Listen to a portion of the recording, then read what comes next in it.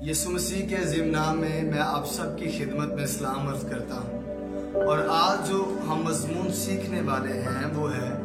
آدم کا اکیلا رہنا اچھا نہیں ہے۔ اور کتاب مقدس میں سے ہم پیدائش کی کتاب کے دوسرے باب کی 15ویں آیت سے پڑھیں گے۔ تلاوت سے پہلے تمام مائیں بہنیں بیٹیاں بال دوپٹوں میں چھپائیں اور بھائی بڑے سلیقے کے ساتھ سیدھے ہو کر سر اور آنکھیں جھکا کر تلاوت سنیے گا۔ یوں لکھا ہے، اور خداوند خدا نے آدم کو لے کر باغ عدن میں رکھا کہ اس کی باغبانی اور نگہبانی کرے۔ اور خداوند خدا نے آدم کو حکم دیا اور کہا کہ تو باغ کے ہر درخت کا پھل بے روک ٹوک کھا سکتا ہے، لیکن نیک و بد کی پہچان کے درخت کا کبھی نہ کھانا، کیونکہ جس روز تو نے اس میں سے کھایا تو مرا۔ کتاب مقدس کا پڑھا، سنا، سمجھا اور قبول کیا جانا ہم سبوں کے لیے برکت کا سبب ہو۔ میرے عزیزو،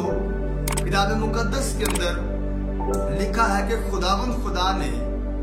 جب اس تخلیق کے کام کو شروع کیا تھا تو اس نے ہمارے جید اول کو بنا کر اس کا نام آدم رکھا گیا۔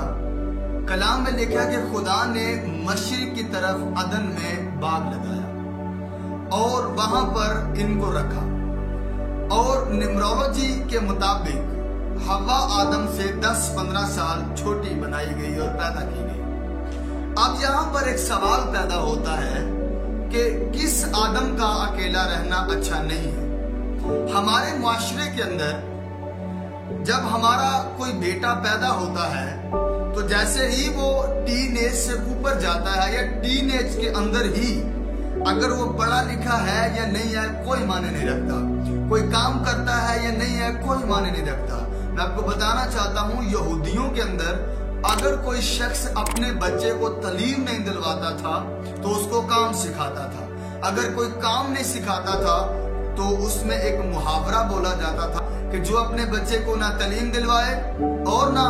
جو ہے وہ کام کوئی سکھائے، نہ ہنر سکھائے، وہ اپنے بچے کو چور بناتا ہے۔ ہمارے معاشرے میں کوئی بیٹا جب بڑا ہو جاتا ہے، جوان ہو جاتا ہے، ہمارے خیال کے مطابق اب اس کی شادی کر دینی چاہیے، مگر بائبل مقدس اس کے پیچھے 5 جو ہے وہ چیزیں رکھتی ہے کہ اس آدم کا اکیلا رہنا اچھا نہیں ہے۔ کتاب مقدس میں لکھا ہے کہ خداوند خدا نے آدم کو لے کر باغ عدن میں رکھا۔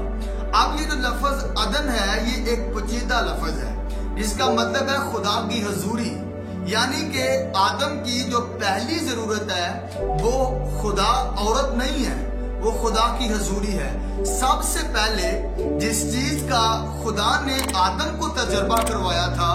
وہ اس کے ایگزسٹ ہونے کا، اس کی پریزنس کا کروایا تھا کہ میں موجود ہوں، میری پریزنس ہے، موجودگی ہے، حضوری کا تجربہ کروایا تھا۔ یعنی کہ ایک ایسا آدم جو حضوری میں رہتا ہے اس کا اکیلا رہنا اچھا نہیں ہے۔ دوسرے نمبر پر کلام میں لکھا ہے کہ کام کرو، یعنی کہ باغبانی اور نگہبانی کام کرو۔ اور میں آپ کو بتانا چاہتا ہوں اس سے پہلے کہ آدم کے لیے ہوا ڈھونڈی جائے وہ کام کرے۔ اور دوسرے نمبر پر یہ بات آتی ہے، آدم ورک کرتا رہا ہے باغ عدن کے اندر، اور میں آپ کو بتانا چاہتا ہوں پہلے نمبر پر ایک ایسا آدم جو خدا کی حضوری میں رہتا ہے، ایک ایسا آدم جو کام کرتا ہے۔ تیسرے نمبر پر ہے تو باغ کی باغبانی کرے گا۔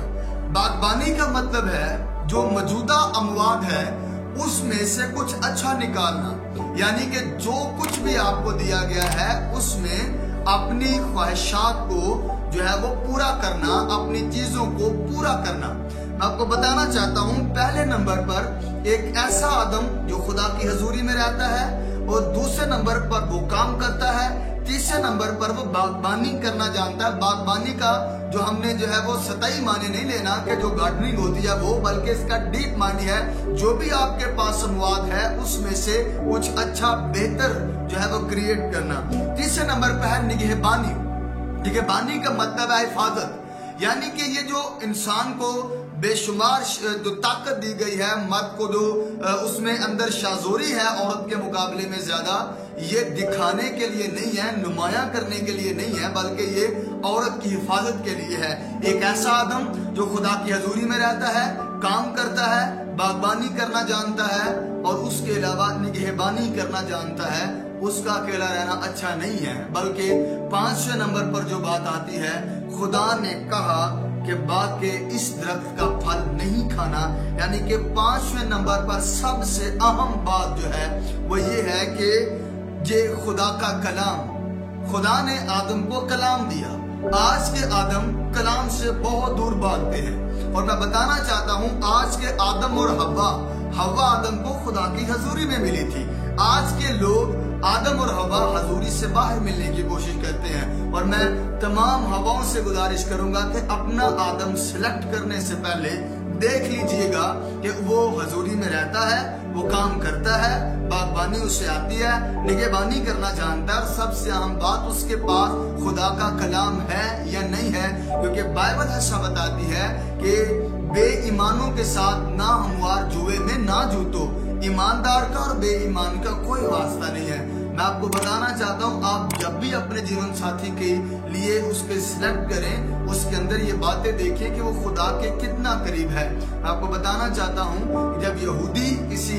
بیٹے یا بیٹی کا جو وہ رشتہ ڈھونڈتے تھے، وہ سب سے پہلے اس بات کو کلیئر کرتے تھے کہ اس کی خدا کے ساتھ فیلوشپ کیسی ہے۔ میں آپ سب سے گزارش کروں گا آدموں سے اور حواؤں سے، حوا آدم کو سلیکٹ کرنے سے پہلے ان 5 باتوں کا خیال رکھے، اور آدم بھی حوا کی تلاش کرنے سے پہلے اپنے اندر یہ ثابت کرے کہ میں حضوری میں رہتا ہوں، مجھے کام اچھا آتا ہے، باغبانی کرتا ہوں، نگہبانی کرتا ہوں، اور میرے پاس خدا کا کلام ہے۔ عزیزو، خداوند آپ کو اس کلام کے وسیلہ سے برکت دے۔